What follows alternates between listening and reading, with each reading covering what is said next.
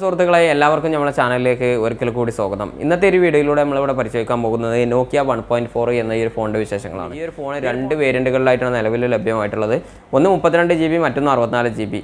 പക്ഷേ 64 GB ഈ ഒരു വേരിയൻ്റാണ് നമ്മളെ കയ്യിൽ കിട്ടിയിട്ടുള്ളത്. ഈ ഒരു ഫോണിൻ്റെ പ്രത്യേകത എന്ന് പറഞ്ഞാൽ ഏറ്റവും ചെറിയൊരു വിലക്കുള്ള ഒരു ഫോണാണ് ഈ ഒരു ഫോൺ എന്ന് പറയാം. നിലവിൽ ലഭ്യമായിട്ടുള്ള 64 GB ഫോണുകൾക്കൊക്കെ ഏകദേശം 10,000 രൂപ അല്ലെങ്കിൽ അതിൻ്റെ മുകളിലാണ് പ്രൈസ്.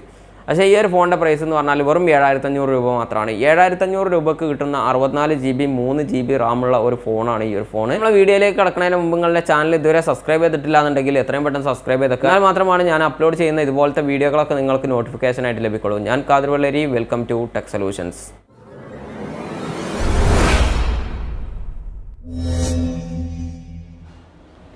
സുഹൃത്തുക്കളെ, നമ്മളിവിടെ നോക്കിയ 1.4 എന്ന ഈ ഒരു ഫോൺ ഇവിടെ അൺബോക്സ് ചെയ്യാൻ പോവുകയാണ്. അതിന് മുമ്പായിട്ട് നമുക്ക് ഈ ഒരു ബോക്സിൻ്റെ പുറത്തുള്ള കാര്യങ്ങളൊക്കെ ഒന്ന് പരിശോധിച്ച് നോക്കാം. ഈ ഒരു ഫോണിൻ്റെ ഫോട്ടോ നമുക്ക് പുറത്ത് തന്നെ കാണാൻ പറ്റുന്നുണ്ട്. അപ്പോൾ ഏകദേശം ഒരു ഡിസൈനൊക്കെ നമുക്ക് മനസ്സിലായി. നോക്കിയ 3.4 എന്നൊരു ഫോണിൻ്റെ അതേ ഒരു ഡിസൈനിങ് ഒക്കെ തന്നെയാണെന്നാണ് നമുക്ക് പുറത്തുനിന്ന് നോക്കിയിട്ട് മനസ്സിലാണ്. ഈ ഒരു ഫോൺ അൺബോക്സ് ചെയ്തിട്ട് ഞാൻ കണ്ടിട്ടില്ല, അതുകൊണ്ട് നമുക്ക് ഏതായാലും അൺബോക്സ് ചെയ്ത് കാണാം. അതിന് മുമ്പായിട്ട് പുറത്തുള്ള കാര്യങ്ങളൊക്കെ ഒന്ന് പരിശോധിക്കാം. ഈ ഒരു ഭാഗത്തായിട്ട് നമുക്ക് നോക്കിയ 1.4 എന്ന് കാണുന്നുണ്ട്. ഈ ഒരു സൈഡിൽ പ്രത്യേകം എഴുതിയിട്ടുണ്ട് 2 years ആൻഡ്രോയിഡ് അപ്ഡേറ്റ്. അപ്പോൾ എല്ലാ ഫോണിനും 2 വർഷമൊക്കെ ആൻഡ്രോയിഡ് അപ്ഡേറ്റ് കിട്ടുന്നതാണ്. പക്ഷേ ഈ ഒരു നോക്കിയൻ്റെ ഫോണുകൾ എന്താണെന്നറിയില്ല, ഈ ഒരു പ്രത്യേകം എടുത്ത് കാണിക്കാറുണ്ട്. നമുക്ക് ഈ ഒരു സൈഡ് പരിശോധിക്കുകയാണെന്നുണ്ടെങ്കിലും ഈ ഒരു സൈഡിൽ നോക്കിയ 1.4 എന്ന് മാത്രമാണ് കാണുന്നത്. ഇതിൻ്റെ ഈ ഒരു ഭാഗത്താണ് ഇതിൻ്റെ ആൻഡ്രോയിഡ് വേർഷനും കാര്യങ്ങളൊക്കെ കൊടുത്തിട്ടുള്ളത്. ഈ ഒരു സൈഡിലായിട്ട് നമുക്ക് സ്ക്രീൻ പ്രൊട്ടക്ഷൻ ഇൻസൈഡ് കാണിക്കുന്നുണ്ട്. ബൈ അഡീഷണൽ അക്സറീസ് നോക്കിയ അപ്പോൾ നോക്കിയൻ്റെ വെബ്സൈറ്റ് കാര്യങ്ങളൊക്കെ കൊടുത്തിട്ടുണ്ട് നമുക്ക് അഡീഷണൽ ആക്സസറീസ് വാങ്ങാൻ വേണ്ടിയിട്ട്. ഇത്രയും കാര്യങ്ങളൊക്കെയാണ് ഇതിൻ്റെ പുറത്ത് കാണുന്നത്. ഈ ഭാഗത്തും കൂടി കുറച്ചും കൂടി കാര്യങ്ങളുണ്ട്, അതും കൂടി ഒന്ന് പരിശോധിച്ച് നോക്കാം. ഇതിൽ 6.5 ഇഞ്ച് ഡിസ്പ്ലേ എന്ന് കൊടുത്തിട്ട് ക്യാമറൻ്റെ ഡീറ്റെയിൽ കൊടുത്തിട്ടുണ്ട്. പിന്നെ 2 ദിവസം ബാറ്ററി ലൈഫൊക്കെയാണ് നോക്കിയ ഇതിന് വേണ്ടിയിട്ട് പറയുന്നത്. നമുക്ക് എത്രത്തോളം റിയൽ ലൈഫിൽ കിട്ടും എന്നുള്ളതൊക്കെ നമുക്ക് ഉപയോഗിച്ചെങ്കിൽ മാത്രമാണ് മനസ്സിലാകാൻ പറ്റുള്ളൂ. പിന്നെ ഇതിൽ ഫിംഗർ പ്രിൻറ്റ് സെൻസർ ഉണ്ട്. എടുത്ത് പറയേണ്ട ഒരു പ്രത്യേകത എന്ന് പറഞ്ഞാൽ വെറും 7,500 രൂപയ്ക്ക് കിട്ടുന്ന ഈ ഒരു ഫോണിൽ ഫിംഗർ പ്രിൻറ്റ് ഉണ്ട് എന്നുള്ളത് തന്നെയാണ്. കാര്യങ്ങൾ കൊടുത്തിട്ടുണ്ട്. നമുക്ക് ഏതായാലും ഇതൊക്കെ പിന്നീട് സംസാരിക്കാം. നമുക്ക് മൊബൈൽ അൺബോക്സ് ചെയ്തതിന് ശേഷം വക കാര്യങ്ങളൊക്കെ നമുക്ക് പിന്നീട് സംസാരിക്കാം. നമുക്ക് ആദ്യം തന്നെ മൊബൈൽ അൺബോക്സ് ചെയ്യാമെന്നുള്ള ഈ ഒരു കടമ ആദ്യം തന്നെ തീർക്കാം. അൺബോക്സ് ചെയ്യാൻ വേണ്ടിയിട്ട് ഇതിൽ സാംസങ്ങിൻ്റെ മോഡൽ ഒരുപാട് കാര്യങ്ങളൊന്നുമില്ല, വെറും ജസ്റ്റ് ഒരു സ്റ്റിക്കർ മാത്രമാണ് ഈ ഒരു സൈഡിൽ കാണുന്നത്. നമ്മൾ അതുകൊണ്ട് പൊളിച്ചെടുത്തിട്ടുണ്ട്. അത് പൊളിച്ചെടുത്തതിന് ശേഷം തന്നെ നമുക്ക് ഫോണാണ് കാണാൻ പറ്റുന്നത്. ഫോൺ കാണുക എന്ന് പറഞ്ഞാൽ വലിയ 6.5 ഇഞ്ച് ഡിസ്പ്ലേ നമ്മൾ നേരത്തെ വായിച്ചതാണ്. എന്നിരുന്നാൽ പോലും വലിയൊരു ഫോൺ തന്നെയാണെന്ന് പറയാം. കാരണം 6.5 ഇഞ്ച് എന്ന് പറഞ്ഞാൽ അത്യാവശ്യം സൈസ് ഉണ്ടാവുമല്ലോ. ഏകദേശം സാംസങ് M11 അതേ ഒരു സൈസൊക്കെയാണ് ഈ ഒരു ഫോൺ വരുന്നത്. ഈ ഒരു ഫോണിൻ്റെ ഫ്രണ്ട് ഭാഗത്തായിട്ട് കൊടുത്തിട്ടുള്ളത് ഇതിൻ്റെ ഡിസ്പ്ലേനെ പറ്റിയും പിന്നെ ഇതിൽ ക്യാമറൻ്റെ ക്വാളിറ്റിനെ പറ്റിയൊക്കെ കാണുന്നുണ്ട്. അതായത് powerful AI low light imaging എന്നൊക്കെ കൊടുത്തിട്ടുണ്ട്. അപ്പോൾ ലോ ലൈറ്റിൽ നല്ല ക്ലിയർ ഉണ്ടാകും. പിന്നെ 2 day battery life, 2 days battery life. അതായത് ബാറ്ററി ലൈഫ് പോലെ പ്രത്യേകം എടുത്ത് പറയുന്നുണ്ട്. അപ്പം എത്രത്തോളം ഉണ്ടാകും എന്നുള്ളത് ഞാൻ നേരത്തെ പറഞ്ഞു, റിയൽ ലൈഫിൽ തന്നെ പറയാൻ പറ്റുള്ളൂ. എങ്ങനെയായാലും 2 ദിവസം എന്ന് പറഞ്ഞ സ്ഥിതിക്ക് 1 ദിവസം ബാറ്ററി നിൽക്കും എന്നുള്ളത് നമുക്ക് ഉറപ്പിക്കാം. പിന്നെ ഇവിടെ ഫിംഗർ പ്രിൻറ്റ്, ആൻഡ്രോയിഡ് 11, ഇത്രയും കാര്യങ്ങൾ കാണുന്നുണ്ട്. ഈ ഒരു ഫോൺ ലോഞ്ച് ചെയ്തിട്ടുള്ളത് കഴിഞ്ഞ ഫെബ്രുവരി 3-ാം തീയതിയാണ്. ഈ ഒരു ഫോണിൻ്റെ ബാക്ക് വശം നമ്മൾ പരിശോധിച്ച് നോക്കുകയാണെന്നുണ്ടെങ്കിൽ 2 ക്യാമറയാണ് ഈ ഒരു ഫോണിലുള്ളത്. ഇതിൻ്റെ സെൻട്രലായിട്ടാണ് LED ഫ്ലാഷ് കൊടുത്തിട്ടുള്ളത്. ഡിസൈനിങ് എന്ന് പറഞ്ഞാൽ കാണാൻ നല്ലൊരു ഭംഗിയുള്ള ഒരു ഡിസൈനിങ് തന്നെയാണെന്ന് നമുക്ക് പറയാം. പിന്നെ ഇതിൻ്റെ ഫിംഗർ പ്രിൻറ്റും ബാക്ക് സൈഡിലായിട്ടാണ് കൊടുത്തിട്ടുള്ളത്. ഈ ഒരു സൈഡിലായിട്ട് നമുക്കൊരു സ്പീക്കർ കാണുന്നുണ്ട്.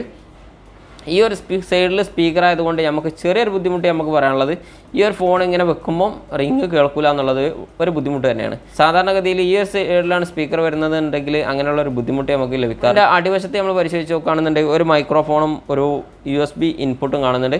അതായത് മൈക്രോ USB ഇൻപുട്ടാണ് ചാർജിങ്ങിനായിട്ട് ഉപയോഗിക്കുന്നത്, Type-C അല്ല. ഈ ഒരു സൈഡിലായിട്ട് നമുക്ക് വോളിയം അപ്പ് ബട്ടണും അതുപോലെ തന്നെ പവർ ബട്ടണും കാണാൻ പറ്റുന്നുണ്ട്. മുകൾ വശത്തായിട്ടാണ് ഹെഡ്ഫോൺ ജാക്ക് കൊടുത്തിട്ടുള്ളത്. ഈ ഒരു സൈഡിലായിട്ട് ഇതിൻ്റെ സിം കാർഡ് സ്ലോട്ടും കാണുന്നുണ്ട്.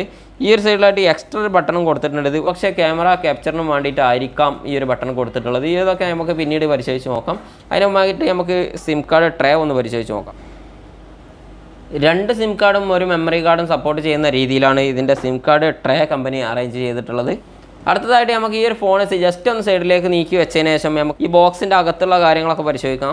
സാധാരണഗതിയിൽ നമ്മൾ ബോക്സ് ആദ്യം പരിശോധിച്ചതിന് ശേഷമാണ് ഫോണിലേക്ക് വരാറുള്ളത്. പക്ഷേ ഫോൺ കണ്ടപ്പോൾ തന്നെ നമുക്ക് അതിനെപ്പറ്റി എന്തെങ്കിലുമൊക്കെ സംസാരിച്ചിട്ട് മറ്റുള്ള കാര്യങ്ങൾ കടക്കാം എന്ന് തോന്നി.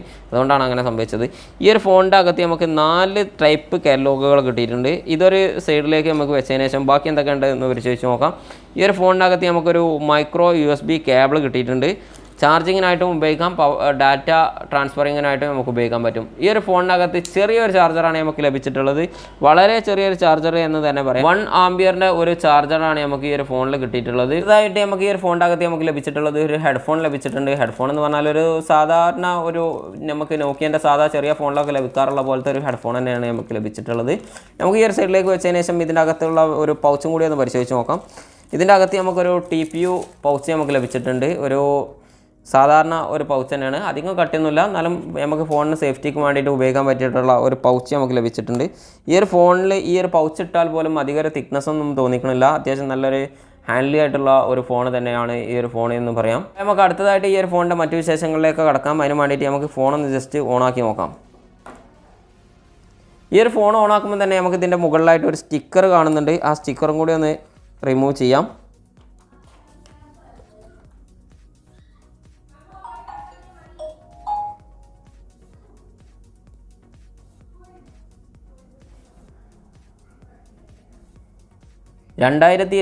നോക്കിയ പുറത്തിറക്കിയിട്ടുള്ള നോക്കിയൻ്റെ ഏറ്റവും ഒരു ബഡ്ജറ്റ് ഫോൺ തന്നെയാണ് ഈ ഒരു ഫോൺ എന്ന് പറയാം. ഈ ഒരു ഫോൺ ഒരു പക്ഷേ റെഡ്മി പോലുള്ള ഫോണുകൾക്കൊക്കെ ഒരു തിരിച്ചടിയാകാനുള്ള ഒരു സാധ്യത കാണുന്നുണ്ട്. കാരണം ഇതിൽ 64 GB സ്റ്റോറേജും 3 GB റാമുമാണ് ഈ ഒരു ഫോണിൽ വരുന്നത്. ഈ ഒരു ഫോണിൻ്റെ പ്രൈസ് എന്ന് പറഞ്ഞാൽ വെറും 7500 രൂപൻ്റെ റേഞ്ചിലാണ് വരുന്നത്. ഈ ഒരു ഫോണിൻ്റെ വെയിറ്റ് 178 ഗ്രാമാണ്. ഈ ഒരു ഫോണിൻ്റെ ഡിസ്പ്ലേ എന്ന് പറഞ്ഞാൽ 6.5 ഇഞ്ച് ഡിസ്പ്ലേ ആണ്. സ്ക്രീൻ റെസൊല്യൂഷൻ വരുന്നത് 720x1600 പിക്സലാണ്. അതുപോലെ തന്നെ സ്ക്രീൻ റേഷ്യോ വരുന്നത് 20:9 ആണ്. ഈ ഒരു ഫോണിൻ്റെ ഫ്രണ്ട് ക്യാമറ കമ്പനി കൊടുത്തിട്ടുള്ളത് 5 മെഗാപിക്സൽ മാത്രമാണ്. ഈ ഒരു ഫോണിൻ്റെ മെയിൻ ക്യാമറ ആയിട്ട് കമ്പനി കൊടുത്തിട്ടുള്ളത് 8 മെഗാപിക്സലും ഡെപ്ത് സെൻസറായിട്ട് കമ്പനി കൊടുത്തിട്ടുള്ളത് 2 മെഗാപിക്സലിൻ്റെ ഒരു ക്യാമറയുമാണ്. അതോടൊപ്പം തന്നെ വൈഫൈ, ഹോട്ട്സ്പോട്ട് എന്നീ സൗകര്യങ്ങളൊക്കെ ഈ ഒരു ഫോണിലുണ്ട്. FM റേഡിയോ സൗകര്യങ്ങളുണ്ട്. ഫിംഗർ പ്രിൻ്റായിട്ട് കമ്പനി കൊടുത്തിട്ടുള്ളത് ബാക്ക് സൈഡിലാണ്. അതോടൊപ്പം തന്നെ ഈ ഒരു ഫോണിൻ്റെ ബാറ്ററി കപ്പാസിറ്റി എന്ന് പറഞ്ഞാൽ 4000 mAh ആണ് ഈ ഒരു ഫോണിൻ്റെ ബാറ്ററി കപ്പാസിറ്റി. ഈ ഒരു ഫോണിൻ്റെ ഡിസ്പ്ലേ എന്ന് പറഞ്ഞാൽ IPS LCD ഡിസ്പ്ലേ ആണ്. സ്നാപ്ഡ്രാഗൺ 215 എന്ന പ്രൊസസ്സറാണ് കമ്പനി ഈ ഒരു ഫോണിനായിട്ട് ഉൾപ്പെടുത്തിയിട്ടുള്ളത്. നിലവിൽ 3 വേരിയൻറ്റുകളിലായിട്ടാണ് ഈ ഒരു ഫോൺ ലഭ്യമായിട്ടുള്ളത്. ഞാൻ ഈ ഒരു വീഡിയോൻ്റെ ഇൻട്രോയിൽ പറഞ്ഞത് 2 വേരിയൻറ്റ് എന്നാണ്. അതൊരു മിസ്റ്റേക്കായിട്ട് നമുക്ക് പരിഗണിക്കാം. കാരണം 16 GB 1 GB റാം എന്നൊരു വേരിയൻറ്റ് എനിക്കറിയില്ലായിരുന്നു. 16 GB 1 GB റാം എന്നൊരു വേരിയൻറ്റിലും 32 GB 2 GB റാം എന്നൊരു വേരിയൻറ്റിലും അതോടൊപ്പം തന്നെ 64 GB 3 GB റാം എന്ന ഈ ഒരു ടൈപ്പിലും ഈ ഒരു ഫോൺ വരുന്നുണ്ട്. നമുക്കിവിടെ കിട്ടിയിട്ടുള്ളത് 64 GB 3 GB റാം എന്നുള്ള ഈ ഒരു വേരിയൻ്റാണ്. ഈ ഒരു ഫോണിൻ്റെ സ്റ്റോറേജ് നമുക്കൊന്ന് പരിശോധിച്ച് നോക്കാം. ഈ ഒരു ഫോണിൻ്റെ സ്റ്റോറേജ് നമ്മൾ പരിശോധിച്ച് നോക്കുമ്പം 64 GB 6.6 GB മാത്രമാണ് ഈ ഒരു ഫോണ് പ്രീ ഇൻസ്റ്റാൾ ആയിട്ടുള്ള ആപ്ലിക്കേഷന് വേണ്ടിയിട്ട് ഉപയോഗിച്ചിട്ടുള്ളത്. അതായത് വെറും 10% മാത്രമാണ് ഉപയോഗിച്ചിട്ടുള്ളത്. സാധാരണഗതിയിൽ നമ്മൾ സാംസങ്ങിൻ്റെയൊക്കെ ഫോൺ അൺബോക്സ് ചെയ്ത് കാണിക്കുന്ന സമയത്ത് നമ്മൾ നോക്കുമ്പോൾ 18%, 20% വരെ പ്രീ ഇൻസ്റ്റാൾ ആയിട്ടുള്ള ആപ്ലിക്കേഷന് വേണ്ടിയിട്ട് കമ്പനി ഉപയോഗിക്കാറുണ്ട്. അതിൻ്റെ ബാക്കി മാത്രമാണ് നമുക്ക് ലഭിക്കാറുള്ളത്. പക്ഷേ ഈ ഒരു ഫോണിൽ നമുക്ക് ഇത്രയും ആപ്ലിക്കേഷനുകളൊക്കെ കിട്ടിയിട്ടുണ്ട്. ഈ ഒരു ഫോണിൻ്റെ മറ്റു കാര്യങ്ങളൊക്കെ പരിശോധിച്ച് നോക്കുകയാണെന്നുണ്ടെങ്കിൽ ഇതിൽ പ്രീ ഇൻസ്റ്റാൾ ആയിട്ട് നമുക്ക് അധികം ആപ്ലിക്കേഷനൊന്നും കാണുന്നില്ല. ഗൂഗിളിൻ്റെ ലേറ്റ് ആയിട്ടുള്ള കുറേ ആപ്ലിക്കേഷൻ മാത്രമാണ് കാണുന്നുള്ളൂ. നമുക്കിതിൽ ഈ ഒരു ഫോണിൻ്റെ ക്യാമറയും കൂടി ഒന്ന് പരിശോധിച്ച് നോക്കാം. ഈ ഒരു ഫോണിൻ്റെ ക്യാമറ നമ്മൾ പരിശോധിച്ച് നോക്കുമ്പോൾ മാക്രോ ഷൂട്ടിങ്ങിന് വേണ്ടിയിട്ട് ഇവിടെ പ്രത്യേക ഒരു ഓപ്ഷൻ കൊടുത്തതായിട്ട് തന്നെ കാണുന്നുണ്ട്. പിന്നെ ഒരു സാധാരണ മോഡ് ഈ ഒരു ഫോണിൽ കാണുന്നുണ്ട്. അത്യാവശ്യം 8 മെഗാപിക്സൽ ആണെങ്കിലും അത്യാവശ്യം ക്ലാരിറ്റി ഉള്ള ഒരു ക്യാമറ തന്നെയാണ് ഈ ഒരു ഫോണിൻ്റെ ക്യാമറ.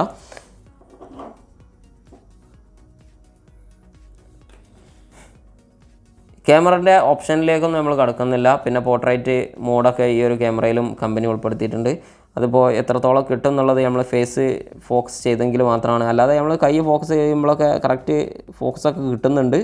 അപ്പം പോർട്രേറ്റ് മോഡും അത്യാവശ്യം കുഴപ്പമില്ലാതെ വർക്ക് ചെയ്യുന്നുണ്ട് എന്ന് തന്നെ നമുക്ക് പറയാം.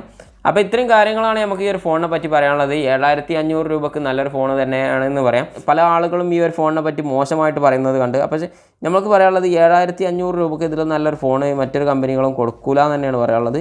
ഈ ഒരു ബട്ടൺ നേരത്തെ എന്തിനാണെന്നുള്ളത് ഒരു സംശയം നമുക്കുണ്ടായിരുന്നു. ഈ ഒരു ബട്ടൺ കൊടുത്തിട്ടുള്ളത് ഹോം ബട്ടണായിട്ട് ഉപയോഗിക്കാം. അതായത് ഗൂഗിൾ അസിസ്റ്റൻറ്റ് ഈ ഒരു ഫോണിൻ്റെ മെയിൻ ഹൈലൈറ്റ് ആയിട്ട് ഇതിൽ കൊടുത്തിരുന്നു.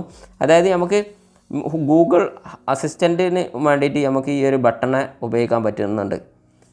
അതായത് ജസ്റ്റ് ഒന്ന് ഈ ഒരു ബട്ടണിൽ ക്ലിക്ക് ചെയ്യുന്നതോടുകൂടി തന്നെ ഗൂഗിൾ അസിസ്റ്റൻ്റാണ് ഓണായി വരുന്നത്. പിന്നെ ഈ ഒരു സൈഡിലുള്ള പവർ ബട്ടൺ ഓപ്പൺ ആക്കി കഴിഞ്ഞാൽ നമുക്കിവിടെ സ്ക്രീൻഷോട്ട് എടുക്കാനുള്ള ഓപ്ഷനും കമ്പനി കൊടുത്തിട്ടുണ്ട്. അപ്പോൾ ഇത്രയും കാര്യങ്ങളാണ് നമുക്ക് ഈ ഒരു ഫോണിനെ പറ്റി പറയാനുള്ളത്. കൂടുതൽ കാര്യങ്ങളൊന്നും ഈ ഒരു ഫോണിനെ പറ്റി പറയാനില്ല. നോക്കിയൻ്റെ ഈ ഒരു 2021 ഇറങ്ങിയിട്ടുള്ള ഏറ്റവും വില കുറഞ്ഞ ഒരു ബഡ്ജറ്റ് ഫോണാണ് തന്നെ നമുക്ക് ഈ ഒരു ഫോണിനെ വിശേഷിപ്പിക്കാം. അതായത് ഇത്രയും പ്രൈസിൽ നമുക്ക് 7500 രൂപയ്ക്ക് ഫോൺ വാങ്ങാൻ കഴിയില്ല എന്നുണ്ടെങ്കിൽ ഇതിൻ്റെ 16 GB വേരിയൻറ്റിലും 32 GB വേരിയൻറ്റിലൊക്കെ ഫോൺ ലഭ്യമാണ്. അപ്പോൾ വീഡിയോ പൂർണ്ണമായി കണ്ട എല്ലാ സുഹൃത്തുക്കൾക്കും നന്ദി. മറ്റൊരു വീഡിയോയുമായി വീണ്ടും കാണാം.